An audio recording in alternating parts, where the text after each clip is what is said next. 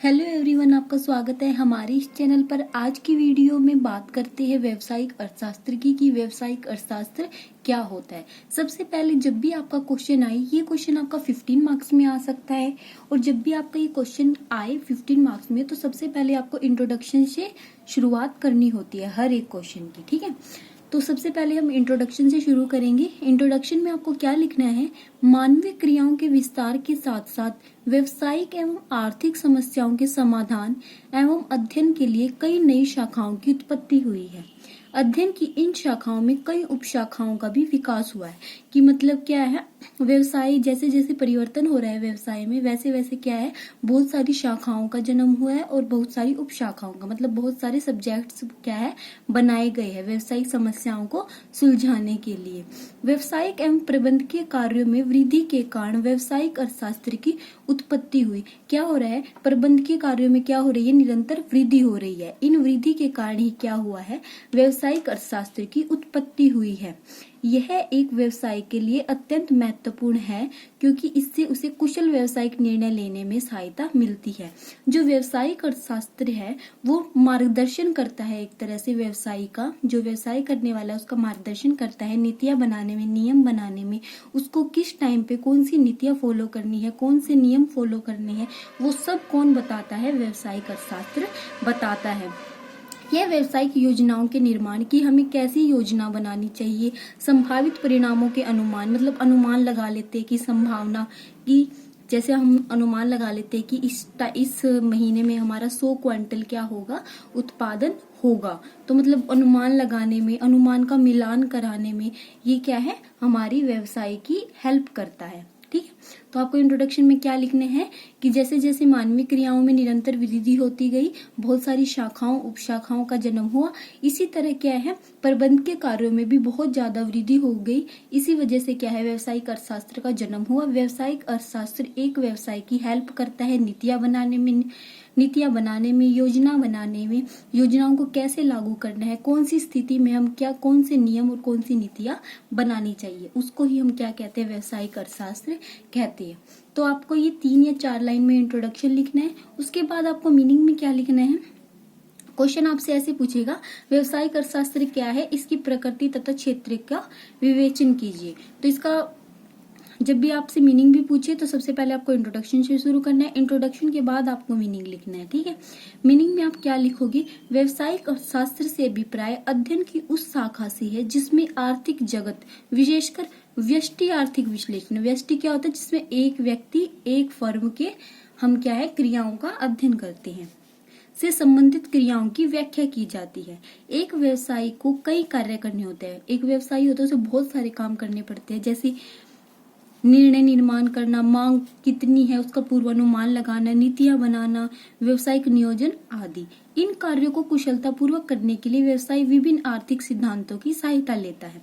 व्यवसायिक निर्णय निर्माण के लिए इन आर्थिक सिद्धांतों का प्रयोग ही व्यावसायिक अर्थशास्त्र का आधार है। कि जो एक व्यवसायी होता है उसे बहुत सारे क्या करने पड़ते हैं, कार्य करने पड़ते हैं, जैसे नीति निर्माण करने का, योजना बनाने का, नियम बनाने का, मांग का पूर्वानुमान लगाने का, उन योजनाओं को कैसे लागू करना है, बहुत सारे क्या है कार्य उसको करने पड़ते हैं। इन कार्यों को कैसे करना है, कब करना है, वो किसकी सहायता से करता है, वो व्यावसायिक अर्थशास्त्र में जो सिद्धांत बनाए गए हैं उनके अकॉर्डिंग वो अपना सारा कार्य करता है। तो उसे ही हम क्या कहते हैं, व्यावसायिक अर्थशास्त्र कहते हैं। उसके बाद हम बात करते हैं इसकी प्रकृति की। व्यावसायिक अर्थशास्त्र की प्रकृति या विशेषताएं क्या होती है।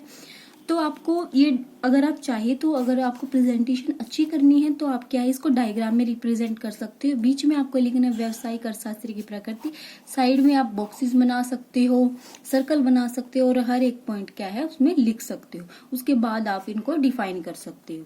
इससे अच्छी एग्जामिनर के ऊपर अच्छा इम्पैक्ट पड़ता है। ठीक है, तो शुरू करते हैं फर्स्ट पॉइंट से, व्यष्टि अर्थशास्त्र। व्यावसायिक अर्थशास्त्र की प्रकृति व्यष्टि परक है। मतलब क्या है, इसमें व्यष्टि अर्थशास्त्र में क्या होता है, एक फर्म, एक उपभोक्ता, एक व्यक्ति की सारी क्रियाओं का अध्ययन किया जाता है। तो इसलिए हम व्यावसायिक अर्थशास्त्र को क्या कहते हैं, व्यष्टि अर्थशास्त्र भी कहते हैं। व्यावसायिक अर्थशास्त्र की प्रकृति क्या है, व्यष्टि परक है। व्यष्टिपरक विश्लेषण में चुनाव की समस्या किसी एक इकाई जैसे फर्म, उपभोक्ता, एक बाजार आदि पर केंद्रित होती है। इस संबंध में एस.के. दवे ने कहा है, व्यवसायिक अर्थशास्त्र आर्थिक सिद्धांत विशेषकर किस पे आधारित है? व्यष्टि आर्थिक सिद्धांत पर आधारित है। आपको सबसे पहला जो पॉइंट लिखना है फीचर में, बहुत जरूरी है ये पॉइंट कि आपको क्या लिखना है, ये व्यष्टिपरक है। ठीक है।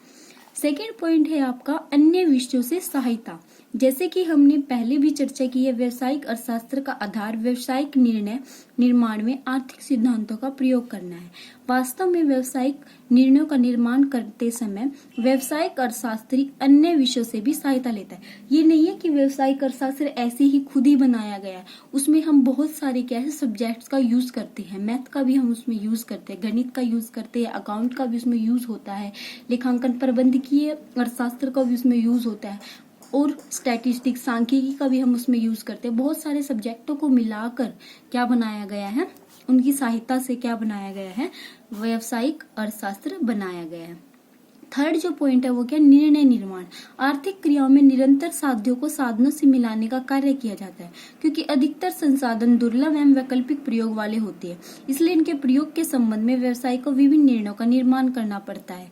निर्णय निर्माण की प्रकृति आर्थिक होती है, इनका संबंध विभिन्न विकल्पों के बीच चुनाव से होता है।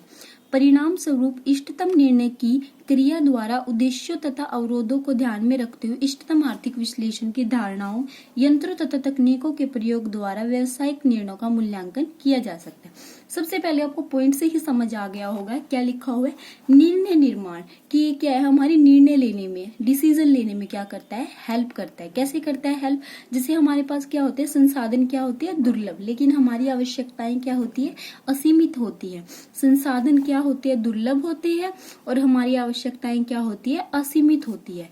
तो हम, और उस संसाधनों के क्या होते हैं, वैकल्पिक प्रयोग भी होते हैं।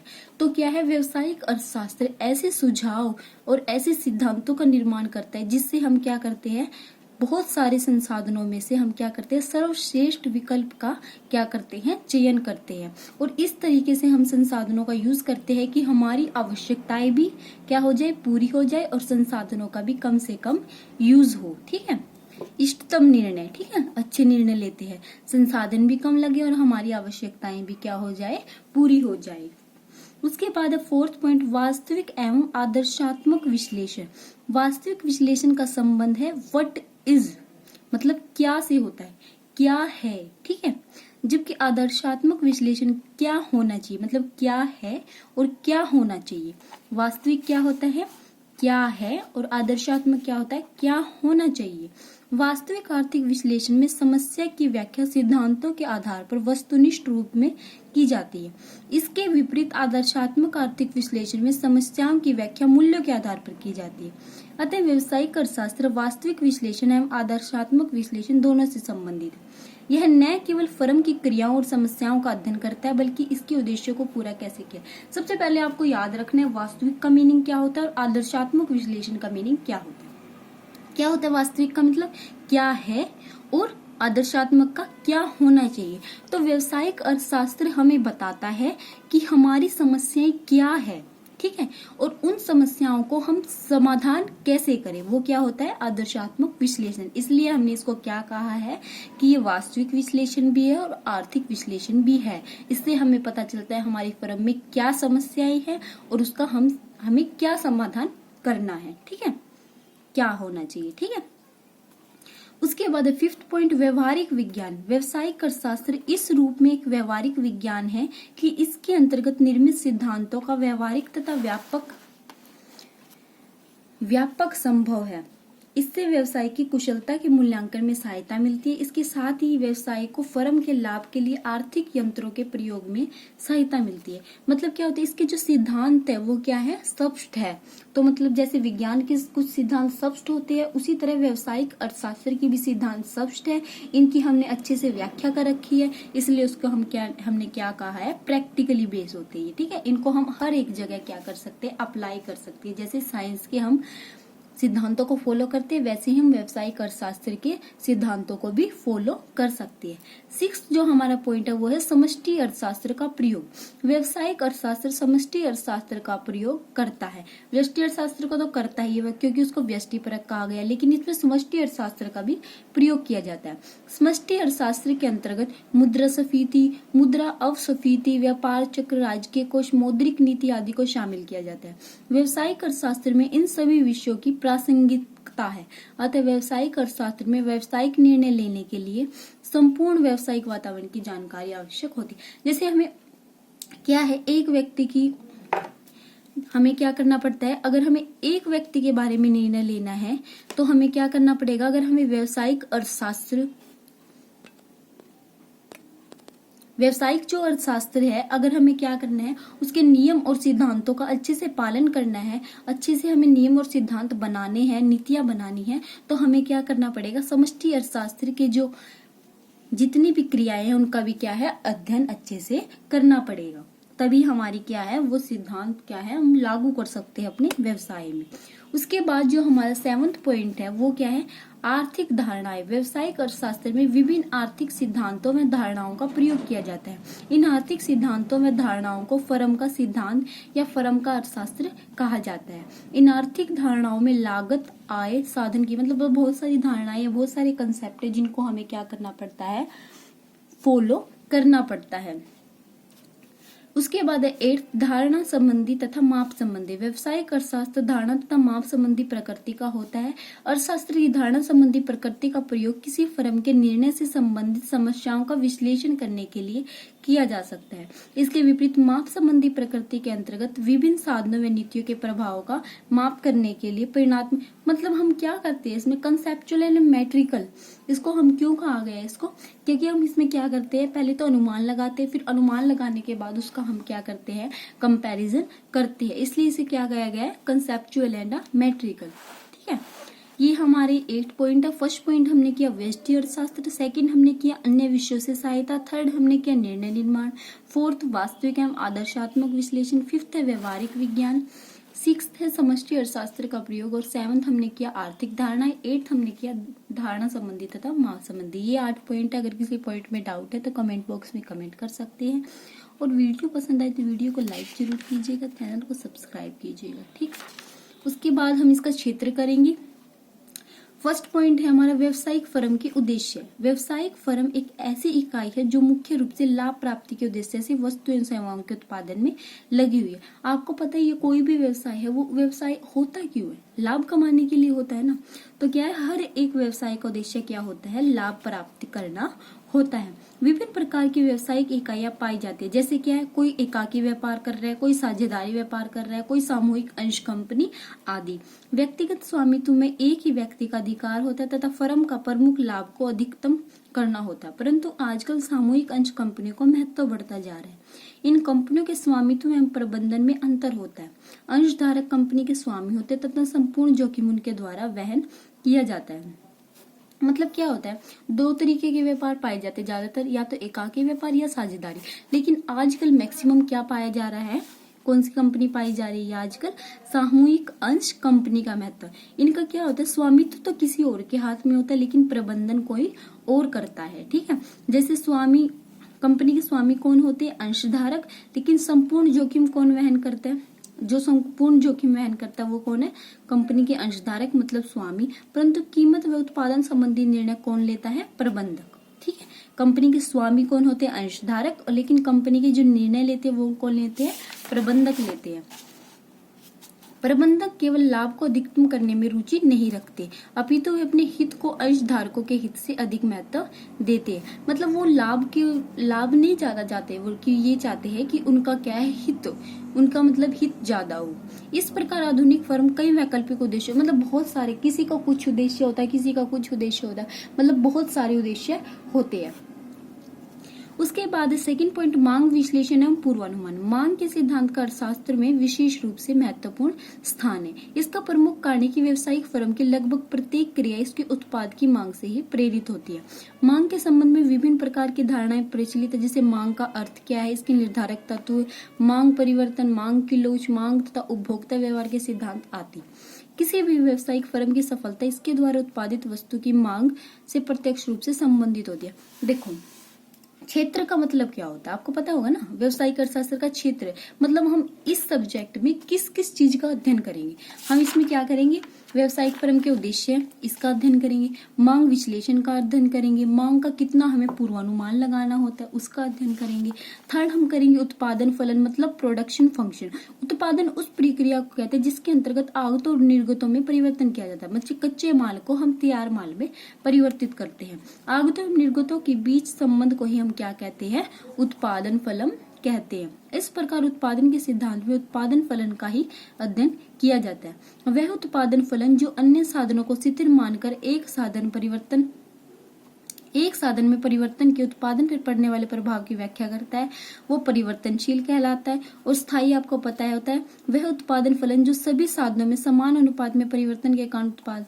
मतलब आपको संपूर्ण इसमें क्या बात लिखनी है, इतना बड़ा पैराग्राफ आपको बनाने की जरूरत नहीं है। आपको सिंपल सी बात ये लिखनी है, इसके आगतों और निर्गतों के संबंध में क्या करता है व्यवसायिक अर्थशास्त्र, व्याख्या करता है कि हमारी आगत कितनी है और निर्गतें कितनी है और उन दोनों का क्या है अंतर कितना है, हमारा उत्पादन कितना हुआ, कच्चा माल कितना था और तैयार माल कितना था। उन सभी का अध्ययन हम किस में करते हैं, व्यवसायिक अर्थशास्त्र में करते हैं।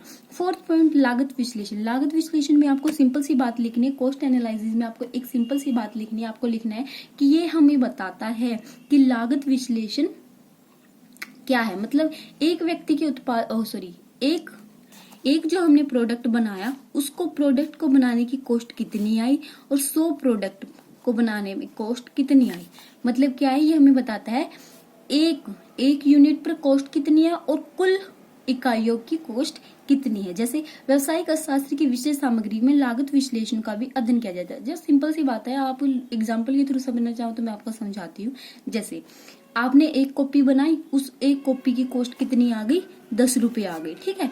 और अगर आपने टोटल 1000 कॉपी बनाई है तो उसकी कॉस्ट कितनी आएगी, वो हमें कौन बताएगा, लागत विश्लेषण बताएगा। लागत विश्लेषण का अध्ययन हम किस में करेंगे, व्यवसायिक अर्थशास्त्र में करेंगे, ठीक है। फिफ्थ जो पॉइंट है बाजार संरचना। बाजार से अभिप्राय उस संपूर्ण क्षेत्र से जिसमें किसी वस्तु के क्रेता एवं विक्रेता फैले होते हैं तथा वस्तु का क्रय विक्रय। आपको पता ही होता है बाजार में क्या होता है, क्रय विक्रय होता है ना वस्तुओं का। बाजार की संरचना विभिन्न निर्धारकों जैसे क्रेताओं विक्रेताओं की संख्या, वस्तु की प्रकृति, कीमत नियंत्रण की मात्रा आदि पर निर्भर करती है। मतलब हम इसमें किस किस चीज का अध्ययन करेंगे, हम इसमें पूर्ण प्रतियोग। बाजार का तो आपको पता ही है, बाजार क्या है, जिसमें बहुत सारे व्यक्ति होते हैं, क्रेता होते हैं, विक्रेता होते हैं, वस्तु बेचने वाले होते हैं, वस्तु खरीदने वाले होते हैं। इसमें हम बहुत सारे बाजारों का अध्ययन करेंगे, जैसे पूर्ण प्रतियोगिता बाजार, एकाधिकार बाजार, एकाधिकारी बाजार, ओलिगोपोली बाजार, अपूर्ण प्रतियोगिता। ये सारे बाजारों का अध्ययन हम किस में करेंगे, व्यवसायिक अर्थशास्त्र में करेंगे। बहुत ईजी है ये इसका क्षेत्र, आप बहुत कुछ लिख सकते हो उसमें। सिक्स्थ कीमत नीतियां। मतलब हमें कैसी नीतियां बनानी चाहिए। किसी फर्म की बाजार उपलब्धि का निर्धारण करने में कीमत की महत्वपूर्ण भूमिका होती है। विभिन्न फर्मों द्वारा अपने उत्पादों की उचित कीमत के निर्धारण के लिए नीतियां अपनाई जाती है। फर्म की बिक्री, लाभ आदि उसके उत्पाद की कीमत से प्रत्यक्ष रूप से प्रभावित होती है। मतलब हमें ये डिसाइड करते हैं कि हमें अपनी जो प्रोडक्ट है उसका प्राइस कितना रखना है, उसके लिए हमें बहुत सारी नीतियां बनानी पड़ती है। उसका अध्ययन भी हम किस में करेंगे, व्यवसायिक अर्थशास्त्र में करेंगे। उसके बाद 7वां पॉइंट जोखिम व अनिश्चितताओं के अंतर्गत चुनाव।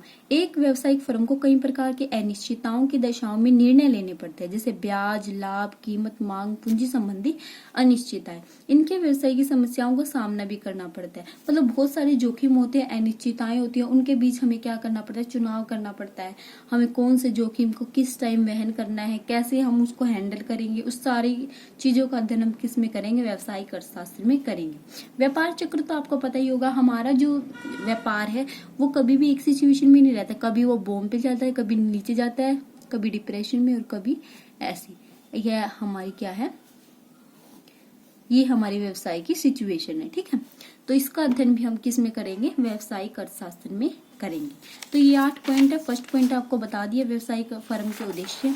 सेकंड है मांग विश्लेषण एवं पूर्वानुमान। थर्ड है उत्पादन फलन। फोर्थ है लागत विश्लेषण। फिफ्थ है बाजार संरचनाएं। सिक्स कीमत नीतियां। सेवंथ है जोखिम एवं अनिश्चितताओं के अंतर्गत चुनाव। 8th है व्यापार चक्र। तो ये 8 पॉइंट हो गए आपके। आज हमने क्वेश्चन ये कंप्लीट कर लिया है। व्यवसायिक अर्थशास्त्र क्या है, इसकी प्रकृति तथा क्षेत्र क्षेत्र की विवेचना कीजिए। अगर आपको मेरा वीडियो पसंद आए तो वीडियो को लाइक और चैनल को सब्सक्राइब कीजिएगा। आपको मेरे चैनल पर कॉमर्स से रिलेटेड हर इंपॉर्टेंट टॉपिक की वीडियो मिलेगी। Thank you for watching my video.